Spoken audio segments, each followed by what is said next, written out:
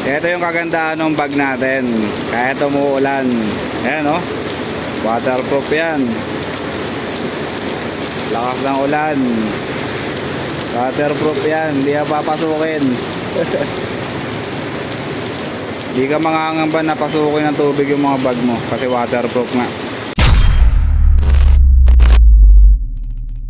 Bago ko nga pala ipakita sa inyo yung setup natin dito sa mga bag natin dito sa ATV 160 natin, ipapakita ko muna sa inyo yung modification na ginawa natin dito sa ating alloy top box para mailagay natin yung body bag natin dito sa ibabaw nang walang kahirap-hirap. Gamit yung mga strap na kasama sa package niya, ito yung ginawa nating modification sa kanya. Papakita ko muna sa inyo. Unang-una, merong 4 na kasamang strap yung ating body bag, yung ating Moto Wolf na ipapakita sa inyo mamaya. Ito yon, 1, 2, 3, 4. So ayan yung strap na kasama niya. Ang ginawa natin dito, minodify natin yung lalagyan niya. Ito talaga supposed to be dapat nakatali lang to. Ang ginawa natin dito, ayan, nilagyan natin ng mga bolt. Kung mapapansin nyo yung bolt na to, stainless yan. Tapos yung washer niya stainless din. Tsaka yung nut niya dun sa likod, yung nasa loob na ng alloy box natin, stainless lahat yan. So dito, may nilagay tayo dito na 1, 2, 3, 4. Bali 4 na bolt ang nilagay natin dito. Puro stainless yan eh, no? Ito yung isa, ito yung pangalawa, pangatlo, pang-4. So yan. Bali 4 dyan. Dito sa isang strap, meron tayong 4 na bolt na nilagay. So kaya ang pwersa na ito talagang matibay. Ayan, no? Kasi hindi siya nakakapit dito sa plastic na to. Hindi natin siya tinali dito kasi ito, walang tibay ito. Pwede itong maputol anytime kasi plastic lang to, tapos lagi pang nabibilad, ibig sabihin lumulutong na to. Kaya dito tayo sa ilalim kumuha ng tibay. Ayan, sa pinakailalim pataas dito. Lahat ng strap na yan nilagyan natin ng ganitong klaseng bolt. Ayan, meron din yung 4 dito. 1, 2, 3, 4 sa pinakailalim. Dito sa kabilang side naman, ayan yung bolt na nilagay natin. Isa dito, 2, tapos yung isa nandito sa pinaka plate nya. Yan yung ginawa natin. Kung sakasakali man na mag-loose yung dalawa na bolt na to, meron pa tayo ditong isang sobrang tibay na pinagkakapitan. Yung alloy top box kasi natin, ano yan, manipis lang yan. Kaya ginawa natin, dinamihan natin yung bolt para ma-separate or ma-divide yung force na kakainin itong bag natin dito. Mamaya papakita natin sa inyo yung bag natin. Sa kabila naman, ganun din. Tapos ang ginawa natin, binago natin yung position ng mga bolt natin.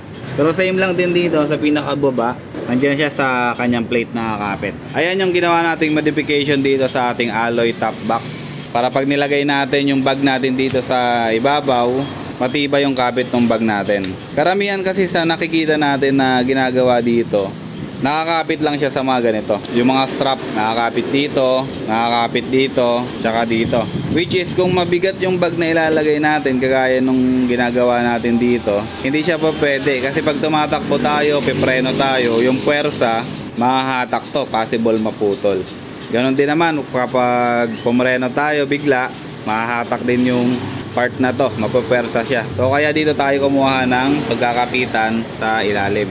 Ayan yung ginawa nating modification. So ngayon ipapakita ko sa inyo kung gaano lang kadali ang paglalagay ng bag dito. 90 liters yung ilalagay natin dito sa ibabaw, itong sa ibabaw ng ating alloy box. Ipapakita ko sa inyo kung gaano kabilis, tapos kung gaano kadali ilagay yung bag na yon. Ulitin ko, itong ginawa ko na to, tested ko na to sa Dingalan, Aurora. Bumiyahe kami, ito yung ginamit natin na setup. Itong 4 na strap na to, walang bumigay dito, pero plano ko papalitan ko ng bakal tong mga to. Papalitan natin ng bakal yan. May nabibili naman sa Shopee na mga quick release na ganito. Okay, ito papakita ko sa inyo yung paglalagay natin ng bag. Jerbs, before ko nga pala ipakita sa inyo yung setup natin itong bag natin dun sa ating alloy box, ipapakita ko muna sa inyo yung itsura ng ating Moto Wolf body bag 90 liters. Ayan. So ito yung itsura nya. Ayan yung itsura ng ating body bag. Ang laman nito ay tent, canopy, airbed. Ayan. Tapos yung iba pang mga kailangan natin sa camping. Ayan yung itsura nya. Sobrang laki niyan, tapos 90 liters yung capacity niya. Tapos ito ay waterproof. Waterproof yung bag na yan. Kaya magandang dalhin talaga sa mga travel natin. Kasi hindi na natin kailangan balutin kapag bumabiyahe tayo tapos biglang umulan, hindi na hassle sa atin. So ngayon aayusin ko lang para makita nyo yung itsura niya bago natin siya ipatong dun sa ating alloy box.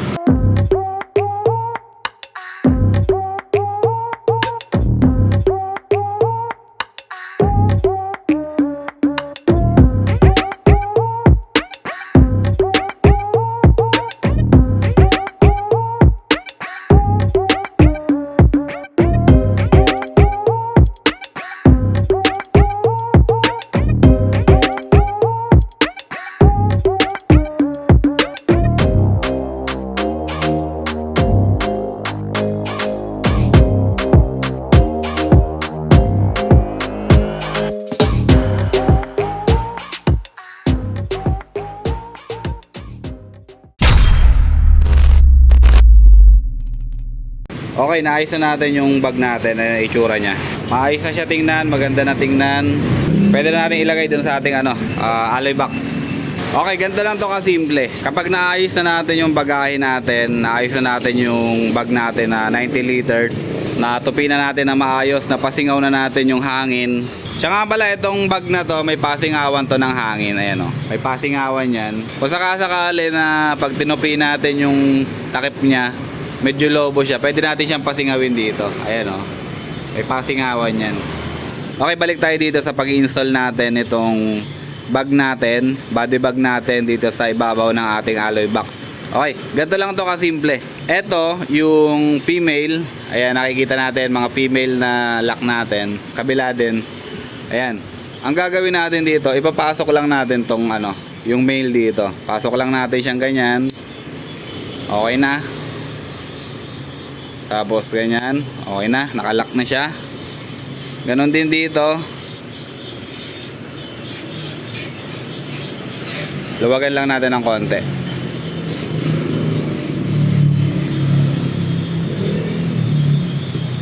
Okay. Kabila. Okay.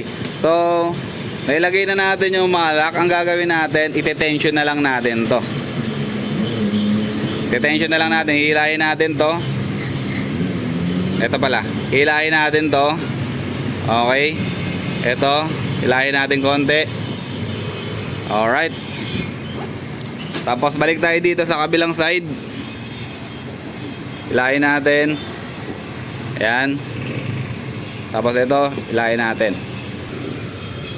Okay. So ayan, nailagay na natin yung 90 liters natin na bag dito sa ibabaw. Ayan ang magiging itsura niya.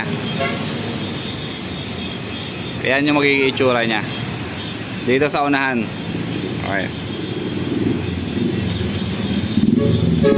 Ngayon, kung kulang pa yung higpit, ilahin lang natin ang hilahin to. Ayan. Hanggang sa makuha natin yung tamang higpit niya. Tapos babalansehin lang natin. Hila. Okay. Okay na. Mahigpit na yan.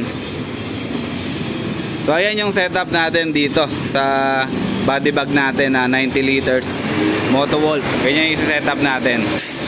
Ngayon next natin i-setup yung side pannier naman natin dito. Kunin lang natin tapos i-setup lang natin dito ng maayos.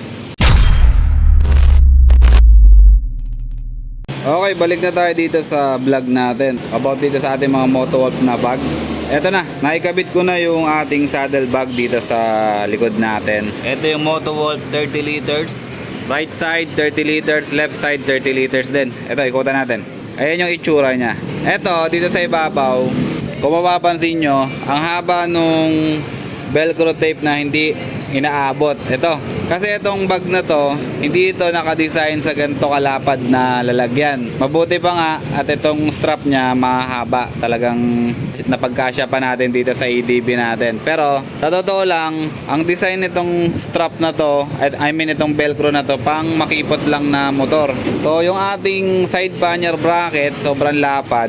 Ayan, kung makikita nyo, siguro mga nasa mahigit 60 cm yung lapad ng ating side pannier bracket. Ito, from dito hanggang dito sa kabila, ayan, mahigit 60 cm yan. Ngayon ito, Itong pinaka-padding niya dito, nagpapangabot lang, konting-konti na lang yung distansya niya. Ayan oh. Konting-konti na lang yung kumakapit. Buti na lang, meron tayo nitong strap na malapad tsaka matibay. So na-cover niya pa rin yung strength ng ating bag dito.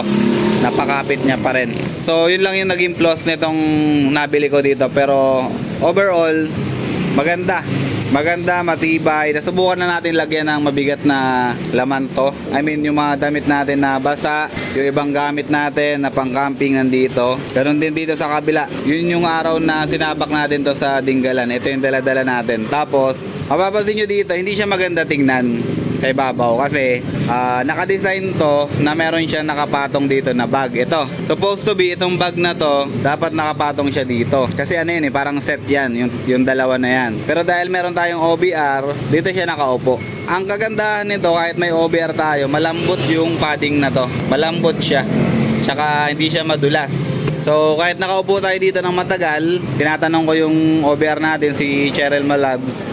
Ayan, wala siyang nararamdaman na discomfort sa puwet niya kapag nakaupo siya dito kahit sobrang tagal na namin sa biyahe. So ito yung kagandahan nun. Hindi siya maganda sa paningin kung bakante, kung walang nakalagay, pero kung may nakaupo, komportable pa rin. Walang discomfort na nararamdaman yung OBR natin dito. Kaya nga pala, same problem ko sa ADB 150. Ganto yung nangyari. Kaya huwag nyo nang pansinin. Papalitan natin ng kulay army green tong upuan natin. Parang ganito. Parang ganito yung magiging kulay niya para uniform na natin. Yung saddle bag natin, ulitin natin, 30 liters. Ayan nakalagay. 30 liters dito sa side na to, sa right side. Sa left side, ganun din.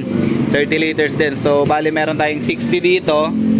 Tapos meron tayong 90 dito. So, ayan yung magiging itsura niya. Tingnan ninyo.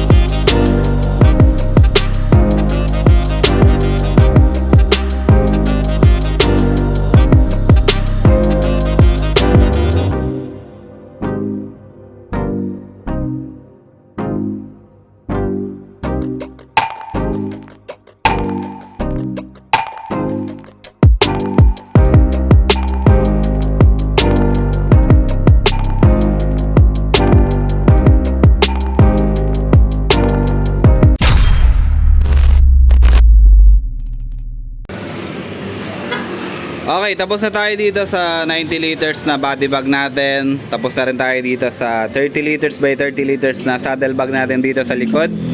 Dito naman tayo sa harap kasi meron din tayong biniling saddle bag dito na 10 liters ang capacity. Eto, maliit lang siya pero napakaganda ng forma.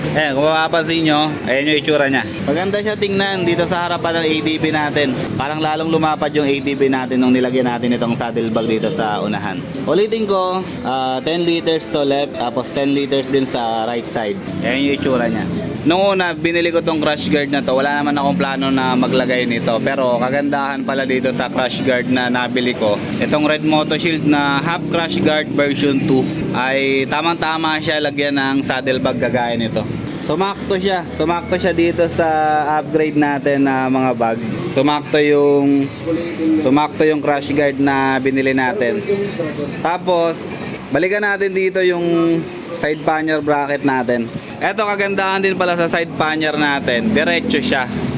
Diretso, nakaparallel siya sa motor. Eto.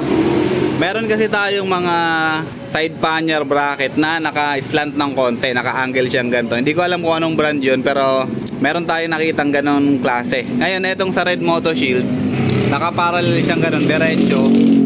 So, pag nilagyan natin ng saddle bag, maganda, maayos. Diretso din yung bag natin, hindi nakatabingi. Ayan o. Ayan yung itsura ng ating saddle bag na 30 liters.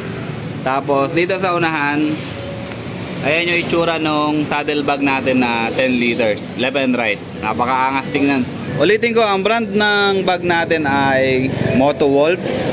Hindi ito sponsored na video. Ulitin ko, binili natin to para sa comfort natin. Binili natin to para mapadali yung pag-i-impake natin sa mga camping natin. Mas madali yung access natin sa mga gamit natin. For example, ito, may kailangan tayong gamit dito. Bubuksan lang natin to, yung kanyang lock. Tapos ito.